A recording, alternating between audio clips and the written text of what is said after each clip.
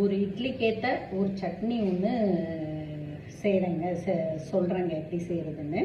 இதனோட செய்முறை வந்து நான் செஞ்சதை அப்படியே டைரெக்டாக லைவில் போட்டிருக்கேங்க. அது நீங்கள் அப்புறமா போய் செக் பண்ணி பார்த்துக்கோங்க. நான் ஜஸ்ட் இது சொல்கிறேன், கேட்டுக்கோங்க. வத்தல், உப்பு, பூண்டு, கருவேப்பிலை கொஞ்சம் நிறைய எடுத்துக்கணுங்க. பெரிய வெங்காயம் ஒன்றுங்க, தக்காளி ஒன்றுங்க. இது எல்லாத்தையுமே நல்லா வதக்கிட்டு, இது கூட கொஞ்சம் பெருங்காயம் போட்டுக்கோங்க. எல்லாம் நல்லா வதக்கிட்டு எடுத்தீங்கன்னா இந்த மாதிரி வருங்க. இந்த வதக்குனதை வந்து மிக்சியில் அரைச்சிட்டு கடாயில் அந்த செய்முறை வந்து லைவில் போட்டிருக்கேங்க, பார்த்துக்கோங்க. இது வந்து கடாயில் போட்டு நல்லா கடுகு, உளுந்து, எண்ணெய் இதெல்லாம் வச்சு, கடுகு, உளுந்து, கருவேப்பிலை போட்டு இந்த அரைச்சதையும் அதில் போட்டு நல்லா வத்த வச்சுட்டு அதில் நல்லெண்ணெய் ஊற்றினா இந்த மாதிரி ஒரு சட்னி வருங்க.